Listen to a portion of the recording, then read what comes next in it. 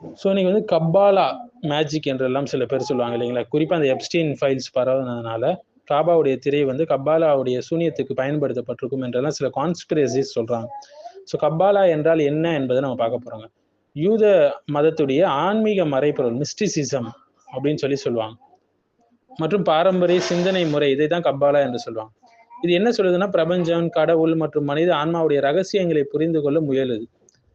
மேலும் எபிரே வேதங்கள்ல பார்க்கலாம், ஆழமான விளக்கங்களை இது வழங்குது.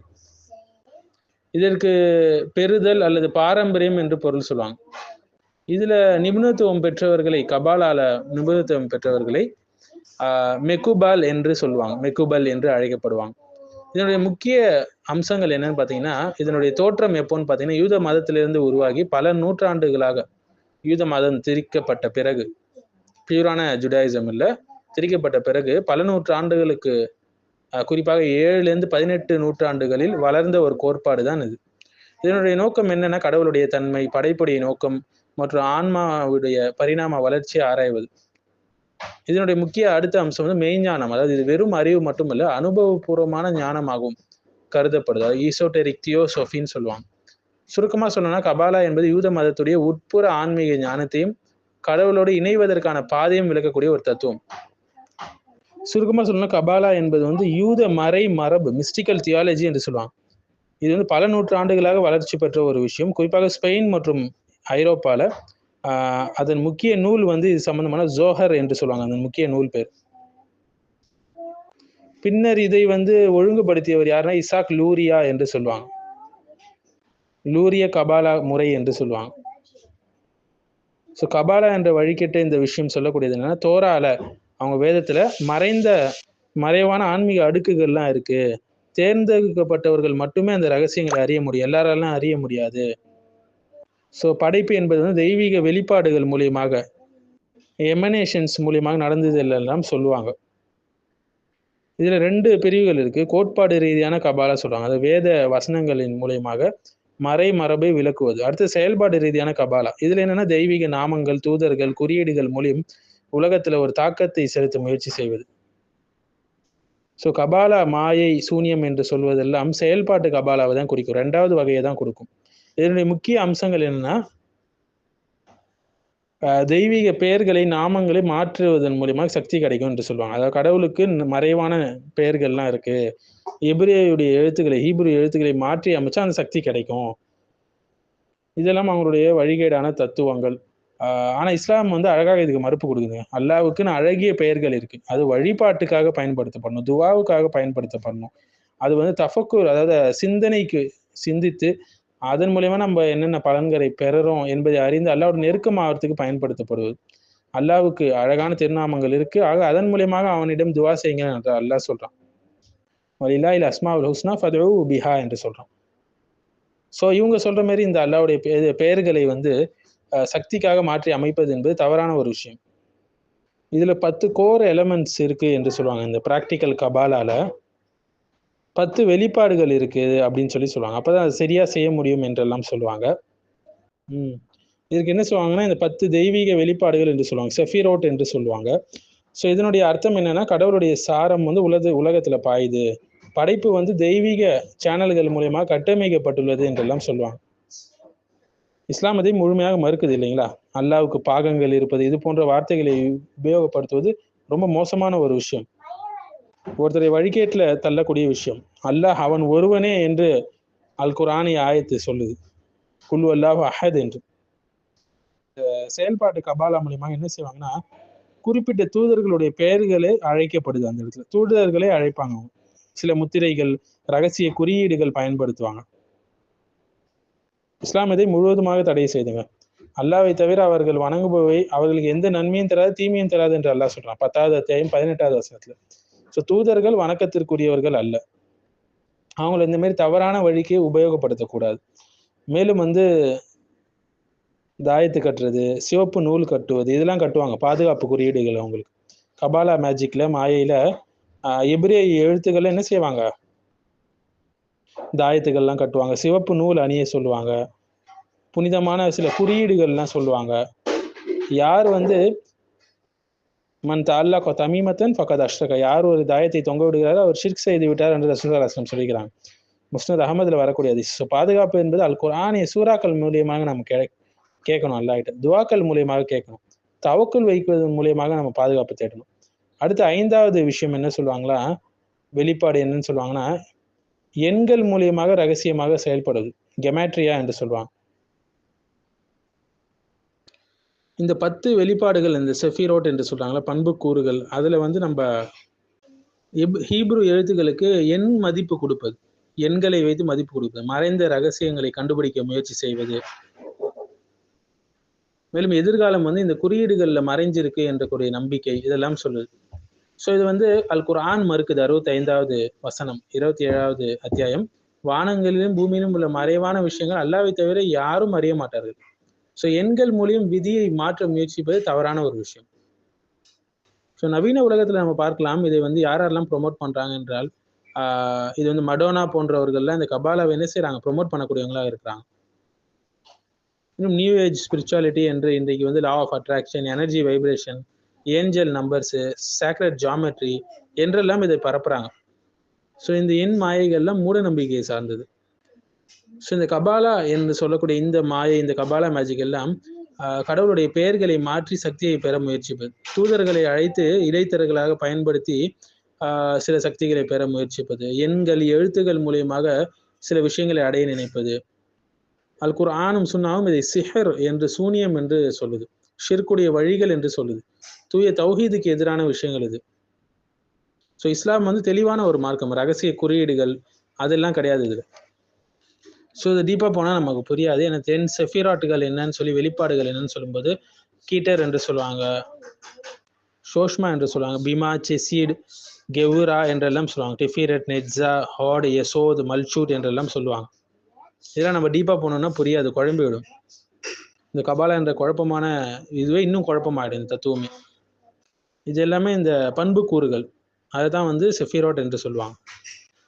ஸோ இந்த கபாலா என்று வந்து பாரம்பரிய யூத மதத்திலிருந்து விலகி தவறான மெஸ்ஸியாக்களை, மெஸ்ஸியா என்று சொல்லுவாங்க, அதெல்லாம் உருவாக்கி, ஃபார் எக்ஸாம்பிள் ஷெஃபேடாய் டஜ்வி, அவரை கூட ஃபால்ஸ் மெஸ்ஸியா என்று சொல்லுவாங்க.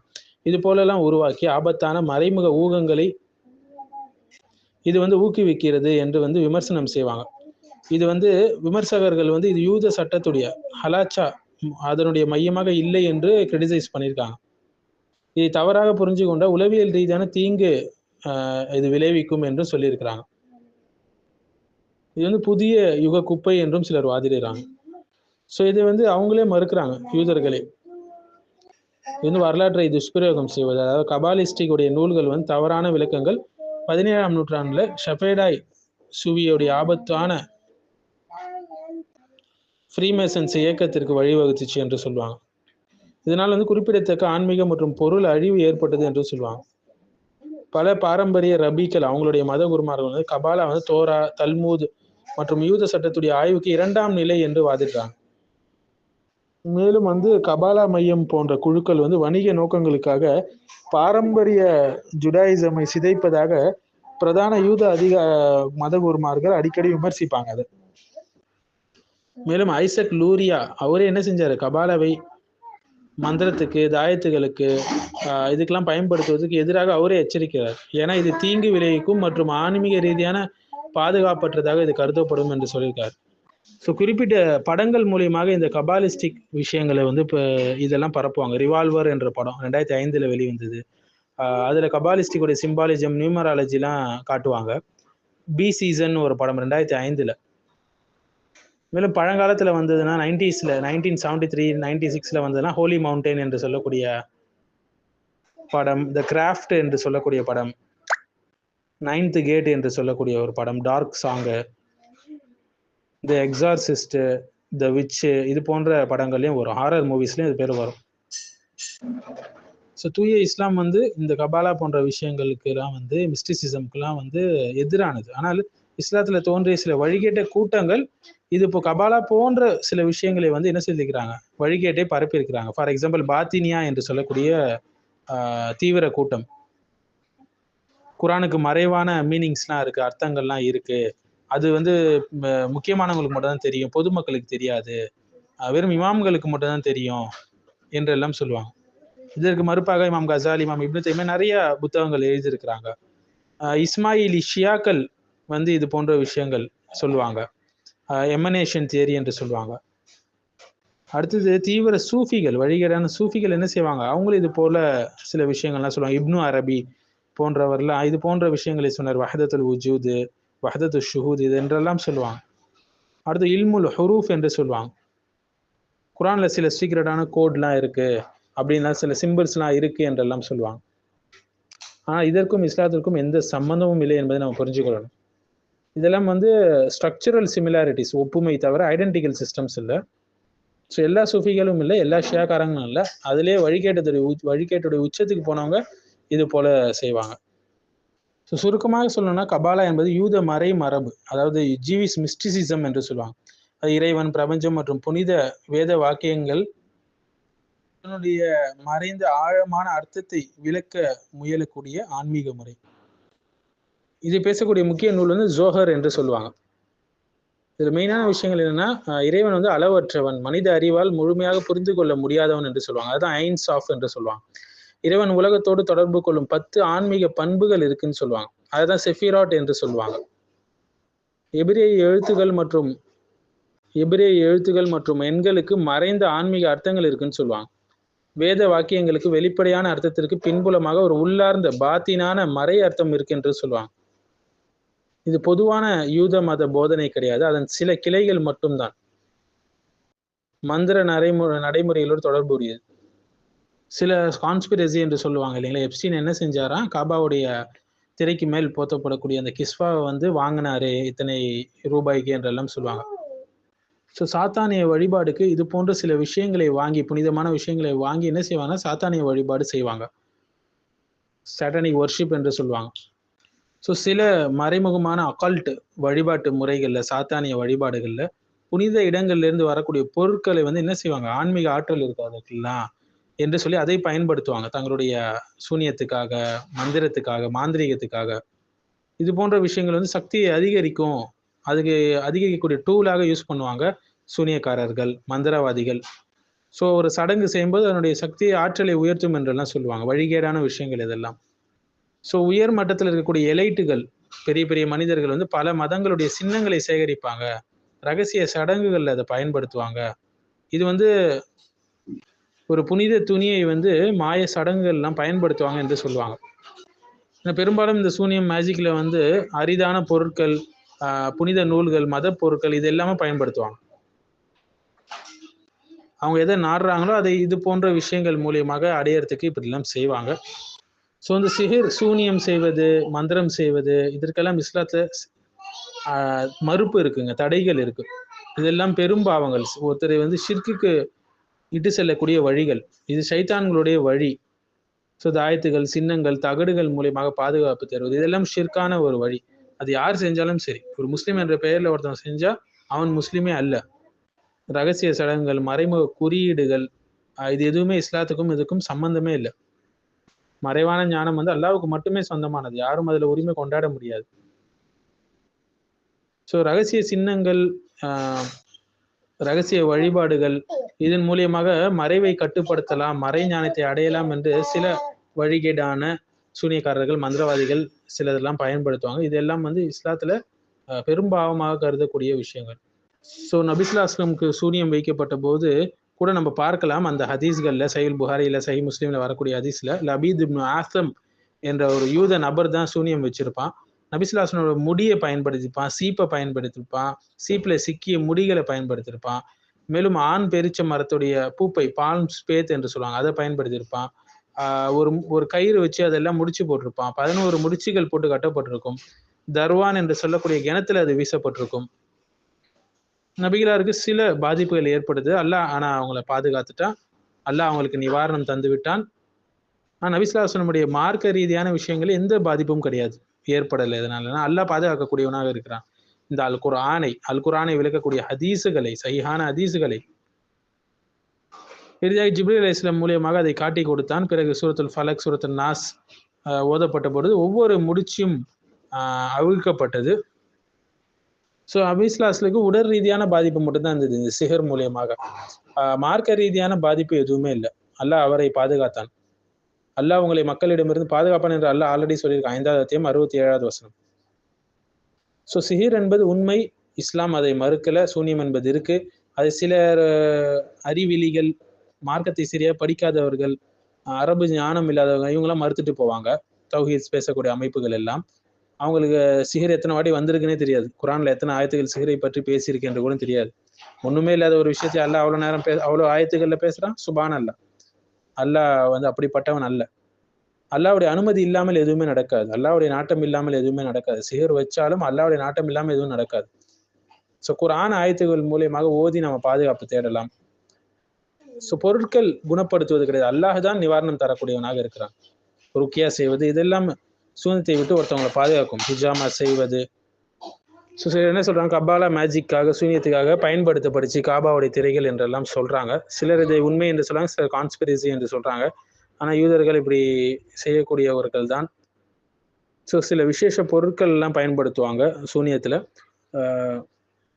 ஸோ அந்த தத்துவ பாரம்பரியம், மிஸ்டிக்சிசம், கபாலா, மேஜிக் இது எப்படி சூனியமாக மாறுது என்று கேட்டீங்கன்னா, எப்படி சூனியம் என்று கேட்டீங்கன்னா, இஸ்லாமிய பார்வையில் எப்போ அது சிஹராக சூனியமாக மாறும்னா, மறைவான சக்திகளை நாடுறது இது மூலியமாக, விசேஷ சடங்குகள், குறியீடுகள், ரகசியமான நாமங்கள், எழுத்துகள் மூலியமாக ஏதாச்சும் ஒரு விளைவை ஏற்படுத்த முயற்சித்தால், அல்லது இயற்கைக்கு அப்பாற்பட்ட தாக்கத்தை உருவாக்க முயற்சித்தால், ஜின்கள் அல்லது ஷைத்தானுடைய உதவிகளை பயன்படுத்தி செய்ய நாடினால், இது சிஹிர் என்ற போர்வைக்குள்ள அது வந்துடும். நம்ம ஆல்ரெடி நம்ம பார்த்தோம் இல்லைங்களா, எழுத்து எண் வச்சுலாம் அவங்க என்ன செய்வாங்க, தாயத்துகள் ஆமுலெட்ல தான் வச்சு கடவுளுடைய பெயர்கள் என்று சொல்லி அவங்க சில குறிப்பிட்ட பெயர்கள்லாம் எழுதுவாங்க சில வடிவத்துல. இதெல்லாம் யூஸ் பண்ணி ரகசிய ஜபங்கள் இது போனலாம் செய்து என்ன செய்வாங்க, அந்த கபாலா மேஜிக்கை வந்து பயன்படுத்துவாங்க. ஸோ இயற்கைக்கு அப்பாற்பட்ட ஒரு விளைவை ஒருத்தவன் ஆடுறானா, மறைவான சக்திகளை அவன் நம்பினானா, எழுத்துக்கள் சின்னங்களுக்கு சக்தி உண்டு, மறைவான சக்தி உண்டு என்று நம்பினானா, அல்லாஹ்வை தவிர வேறு சக்தியை நாடினால் உதவி கிடைக்கும் என்று நம்பினானா, அது ஷிர்காக அப்போது மாறிவிடும். என்றால் ஆற்றல் அல்லாஹ்வுக்கு மட்டும்தான் இருக்கு. எந்த குறியீடுக்கும் தனி சக்திலாம் இல்லை, விசேஷ சக்திலாம். எந்த ரகசிய சூத்திரமும் உலகத்தை கட்டுப்படுத்தாது. மறைவான ஞானம் அல்லாஹ்வுக்கு மட்டுமே உரியது. அதை கட்டுப்படுத்துவன் அல்லாஹ் மட்டுமே. ஸோ கபாலா மறைமுக சக்தியை அணுகக்கூடிய ஒரு முறை என்று பயன்படுத்தப்பட்டுச்சுன்னா இஸ்லாமிய பார்வையில் இது சிஹராக மாறும்.